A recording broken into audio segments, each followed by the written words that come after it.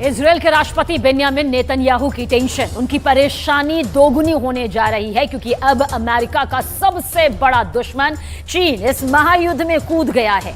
Israel हार जाए इसके लिए चीन ने एक बहुत ही बड़ा कदम उठाया। यह ऐसा कदम है जिसके आगे अमेरिका भी मजबूर नजर आने लगा है।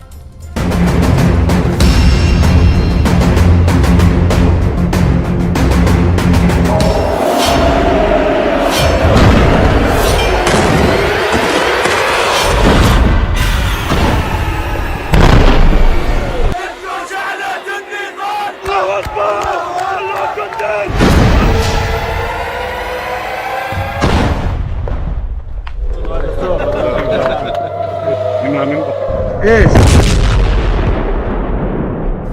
做到有案必查。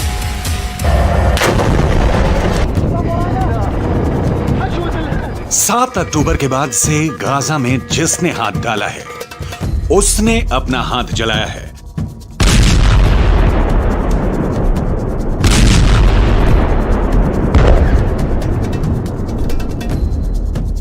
गाजा जलता हुआ कुआं बन चुका है।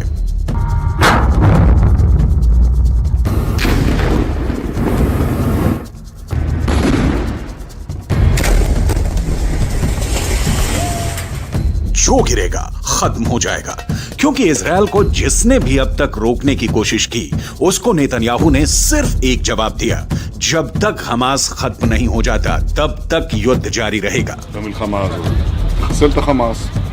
बंधकों को छोड़ाने के लिए सीज फायर तो कर दिया गया। गाजा और वेस्ट बैंक से बंधकों और कैदियों को छोड़ाने की तस्वीरें भी आईं।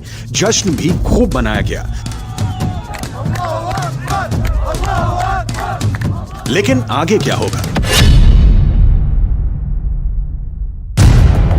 अब तक इजरायल के सामने ईरान फेल हो चुका है। इजरायल को डराने में हमास से लेकर हिजबुल्लाह और यमन के हूथी भी नाकाम रहे हैं। सऊदी अरब और बाकी अरब देशों की जुबान पर भी ताला लगा है, यानी अरब देश भी पूरी तरह फेल हैं।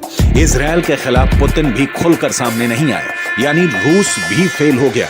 इजरायल अब अमेरिका के बस में भी नहीं है, इसलिए बाइडन भी पूरी तरह से फेल हैं।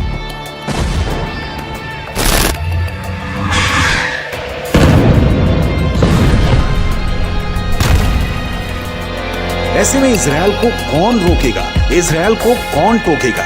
गाजा पर फिर बमबारी होगी, इसकी पूरी गारंटी है। ऐसे में इजरायल के युद्ध को कौन खत्म करेगा? कौन इजरायल से टक्कर लेगा? कौन है जिसमें इतनी हिम्मत है कि वो इजरायल से सीधे टकरा जाए? तो इसका एक जवाब आया है।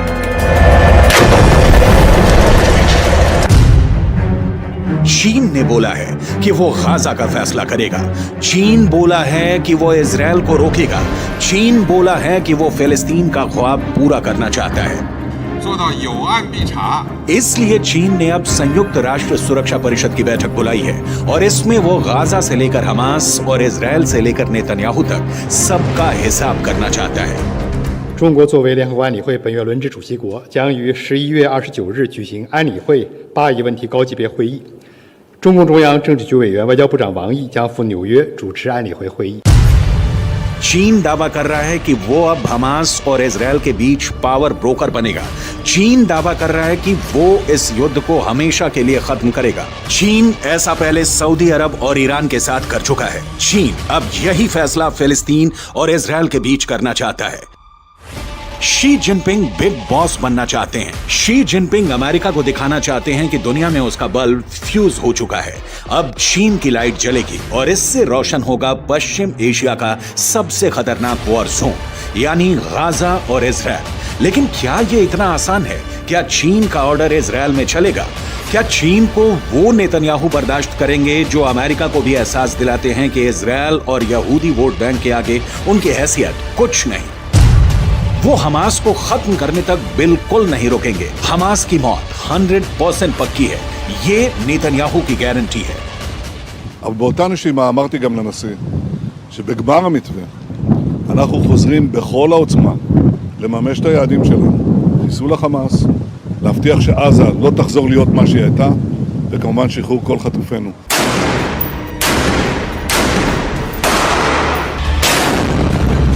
गाजा को मिट्टी में मिलाने की मुहिम तेज होगी, ये बात नेतन्याहू ने साफ कर दी है।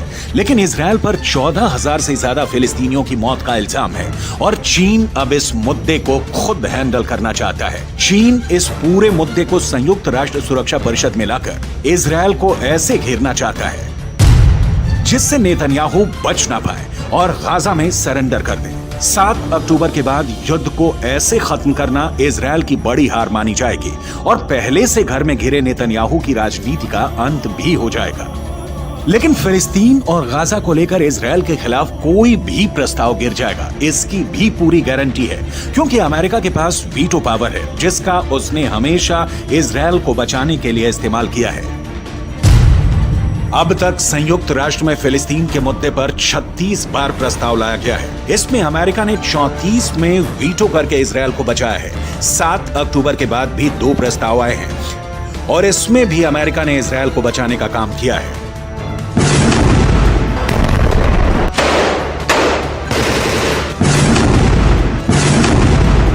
अब गाजा में इजरायल को रोकने के लिए चीन ने सुरक्षा परिषद में बड़ी तैयारी की है, लेकिन नेतन्याहू ने गाजा पहुंचकर इसका पहले ही जवाब दे दिया है कि उनको डराने में कोई कामयाब नहीं हो पाएगा। צהריים עם הלוחמים הגיבורים שלנו. אנחנו עושים כל מאמץ להחזיר את חטופינו ובסופו של דבר נחזיר את כולם. יש לנו 3 יעדים במלחמה הזאת. לחסל את החמאס, להחזיר את כל חטופינו ולהבטיח שעזה לא תחזור להיות איום למדינת ישראל. ואני פה להגיד לחברים כאן, ללוחמים כאן, שאומרים לי את אותם הדברים, ואני חוזר ואומר את זה לכם, אזרחי ישראל. אנחנו ממשיכים עד הסוף, עד הניצחון. שום דבר לא יעצור אותנו.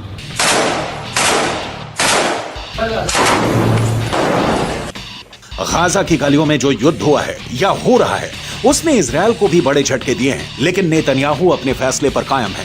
बंधकों को छुड़ाने वाले सीज फायर के बाद वो हमास पर 10 गुना तेज हमला करेगा। फिर हमास के पास न बचने का रास्ता होगा न भागने का।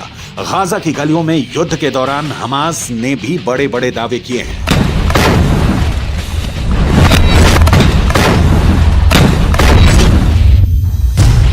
हमास का दावा है कि उसने इजरायल के 180 टैंक और बख्तरबंद गाड़ियों को हमले में फोड़ दिया है। गाजा से लगातार ऐसी तस्वीरें आई हैं जिसमें इजरायली टैंक पर घात लगाकर हमले किए गए। इजरायल ने खुद माना कि अब तक ग्राउंड ऑपरेशन में उसके 70 से ज्यादा सैनिक मारे जा चुके हैं, 250 से ज्यादा सैनिक जख्मी हुए हैं। लिहाजा हमास के खिलाफ जो ताकत इजरायल माना जाता है उसके मुताबिक नतीजे तो इजरायल को भी नहीं मिले हैं। हालांकि नेतन्याहू के सामने अपनी छवि को बचाए रखना बड़ा चैलेंज बन चुका है और गाजा पहुंचकर उनकी पहली कोशिश इसी तरफ नजर आती है। ישבתי עם סגן הרמטכ"ל, עם המפקדים, ועל הקיר היה כתוב עם ישראל חי. אז עם ישראל חי, ועם ישראל גם מנצח. בזכותכם, בזכותכם. תודה לכם.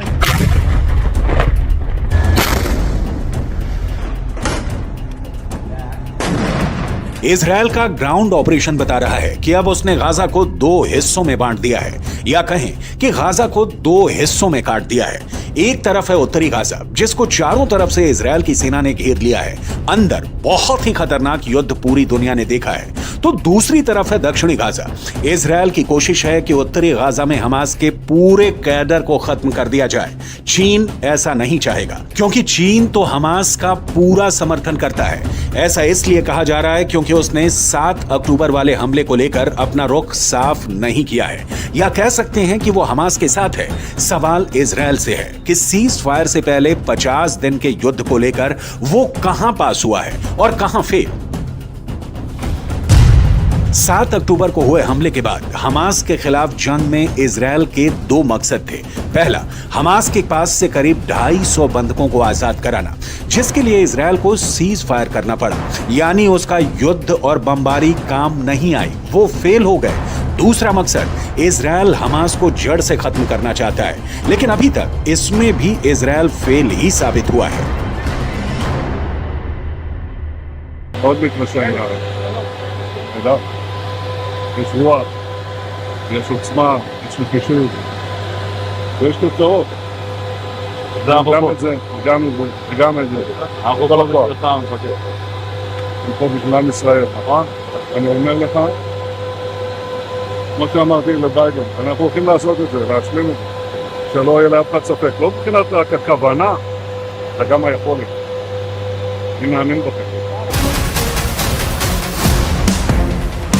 गाजा में सीज फायर करके इजरायल को वक्त मिला, उसकी सेना को वक्त मिला, हमास को भी वक्त मिला। दोनों तरफ अपनी ताकत को फिर से जुटाने का काम हुआ होगा ताकि युद्ध के अगले चरण को और खतरनाक बनाया जाए। लेकिन यहां के मुकाबले इजरायल का अगला चैलेंज हिजबुल्लाह भी है और यमन की हूथी सरकार भी। दोनों ही इस सीज फायर का हिस्सा नहीं रहे हैं, यानी इजरायल पर उस फ्रंट से हमला नहीं होगा इसकी कोई गारंटी नहीं है।